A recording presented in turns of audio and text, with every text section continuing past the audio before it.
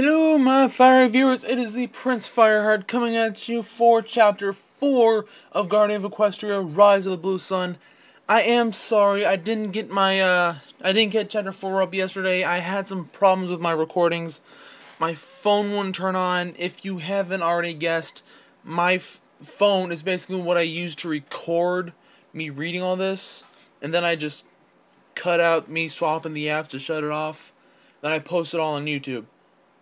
My phone would not turn on for the life of it at all yesterday. It had nowhere near a dead battery. It didn't even have half a dead battery.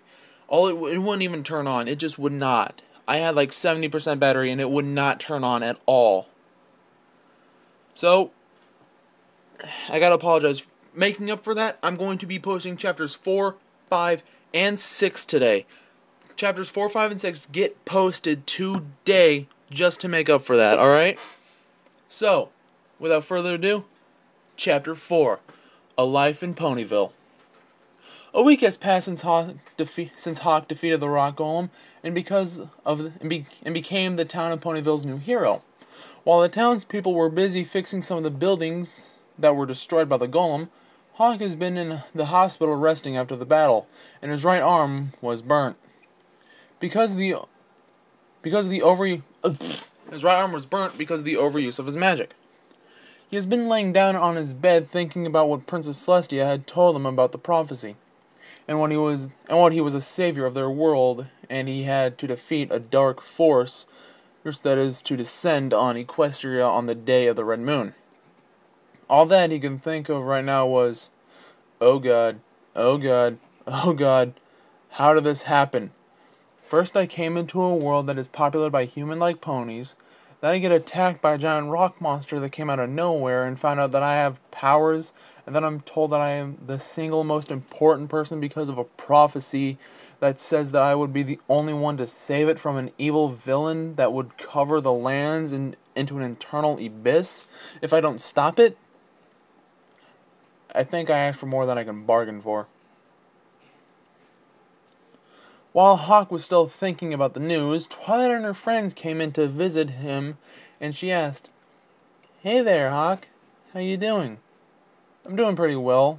The arm's doing better and the burn marks are going down, or about gone," he replied. "Oh, that's wonderful news," Fluttershy said. Rainbow Dash then added, "Yeah." Sorry, I read that wrong. Rainbow Dash then added, "Well, Of course we would after... I cannot read today. Well, of course he would after what he did to that rock monster. That was just awesome." "It sure was, Dash." Why can't I read today? "It sure was, Dash. So, got any ideas of when they might let you know? When they let... I cannot read for the life of me." "It sure was, Dash. So you got any ideas when they might let you out, Hawk?" Applejack asked. "They say if everything goes well today, they might let me out of the hospital today," Hawk replied. Then Pinkie Pie yelled, "Woohoo! Alright! We can finally give you a welcome party and a hero's party as well!" "Oh, right. I forgot that you guys said that you were going to give me a party. That you were getting a party ready for me," Hawk said. "It's okay. After all, I don't blame you for getting it after lying in bed for all... Why can't I read? Sheesh, I'm not having a good day today. 5 and 6 are gonna suck too." "It's okay. I don't blame you for forgetting it after lying in bed for almost a week and doing absolutely nothing," Pinkie Pie replied. "Yeah, thanks," Hawk said and asked, "By the way, where's Spike and Rarity?" "Well, Spike is back in the library getting everything ready for the party, while Rarity said she was making something special for you," Twilight answered. "Cool. Do you know what she's making?" Hawk said. Applejack then answered, "I don't know, but knowing Rarity, it's probably something fancy and amazing." "Wow. Oh yeah, one more thing. Is Rarity's sister, Sweetie Belle, is she doing okay?" Hawk asked. "Yes, she's doing fine, and she wanted to tell She wanted to tell you how much she was thankful for saving her from the rock thing, Twilight answered. Oh, crap. Hawk was glad to hear that Sweetie Belle was okay, and was thankful for all his new friends who came to visit him to throw him a party. After he got out of the hospital, Rainbow dashed in and said, "Well, you better get out soon, even if we're going to go to have that party tonight." "Don't worry, I'll get out before then," Hawk replied. After he said that, everyone started leaving, one by one, until it was just him and Twilight. Hawk had a feeling that Twilight wanted to talk to him about something. Twilight took a minute to herself, and then she said, "Princess Celestia told me that you were the blue sun from the prophecy, and that you were, and that you would face the coming darkness. I,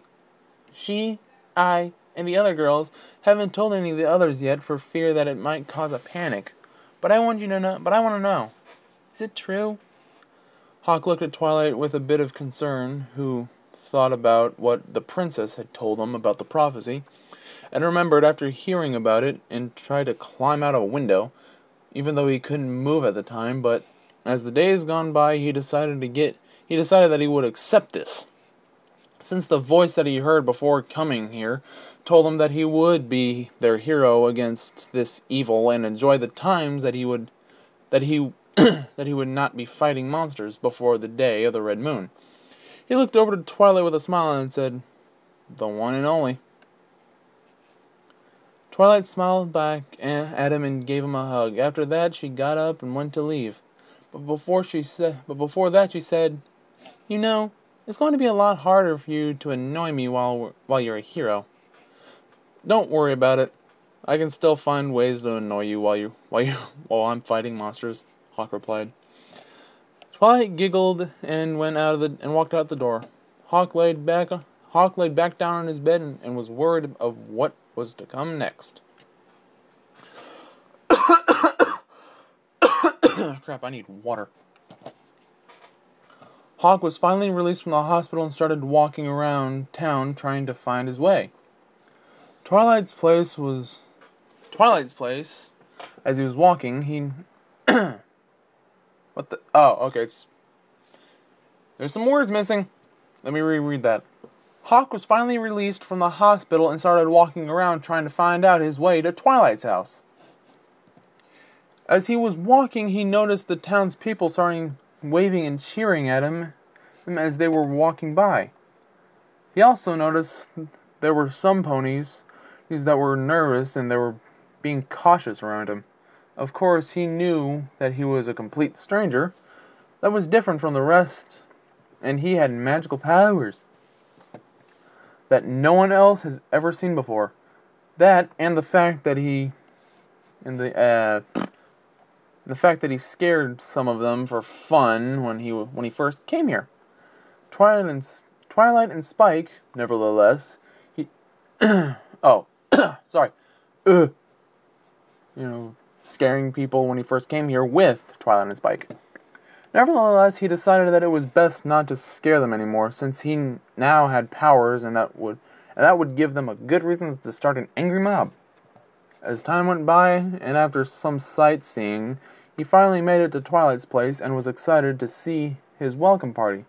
But as he was going in, it seemed to be just like it was when he first came. He saw Spike carrying some books and asked, "Hey there, Spike. What are you doing?" Spike then answered, "Hey there, Hawk. Twilight told me that you would come by." "Yeah, she told me that they were having a welcome party for me, but it doesn't seem much of a party with only 2 people here. With no party decorations and a cake," Hawk said. "Actually, they told me to tie this blindfold on you and take you somewhere else for the party," Spike added. Hawk looked at Spike with a confused look. Redundant. And was wondering why he needed to have a blindfold on, but at this point of his life, there wasn't that much surprise left for him in his life, so he decided to put on the blindfold. So he decided to put on the blindfold and let Spike lead him. Sorry, my mouse just somehow scrolled up on its own.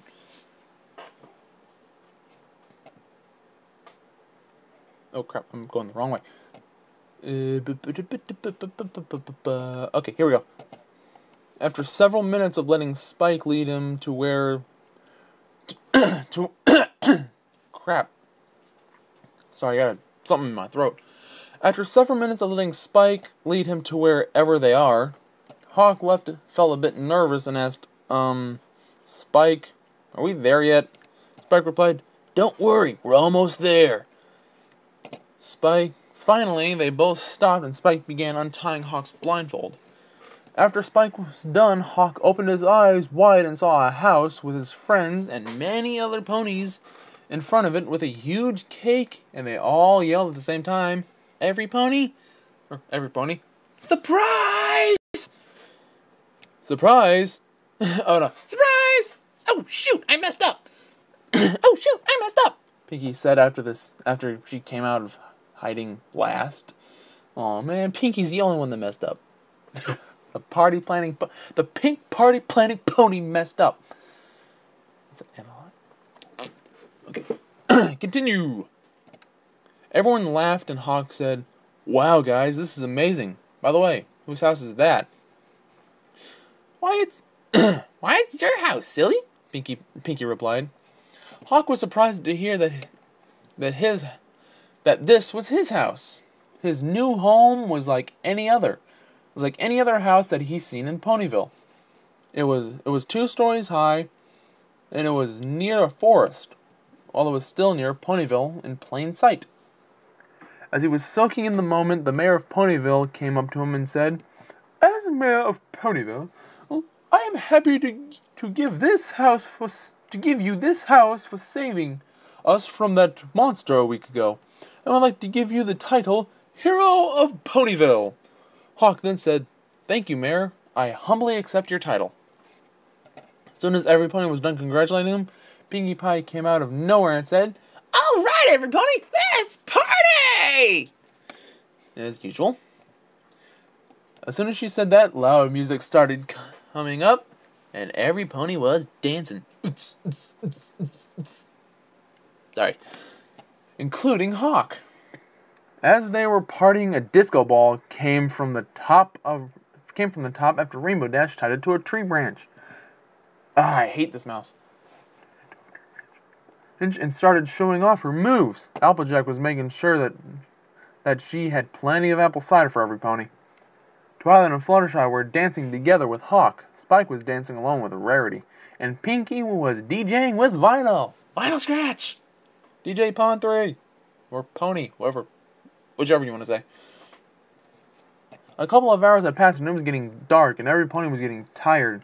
They started leaving in groups and pairs until it was just Hawk and the gang. And then he said, wow, Pinky, you really do know how to throw a party.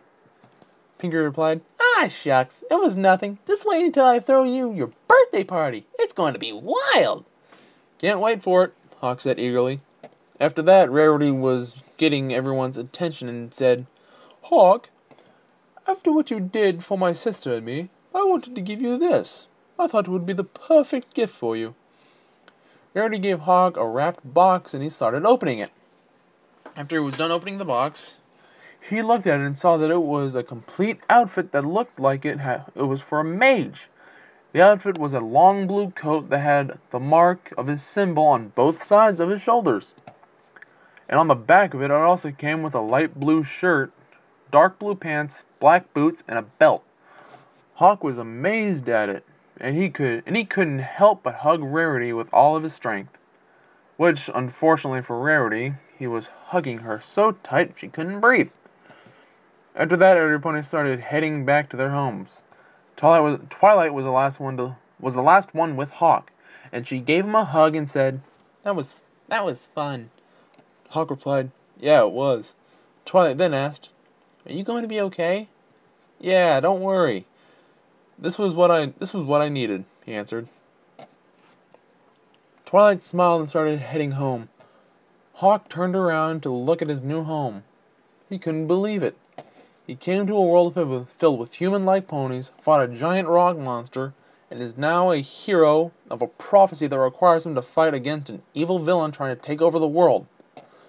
All that he could think of now was, you know what? This is the life I want. End of chapter 4. Author's note. Hope you enjoyed this chapter.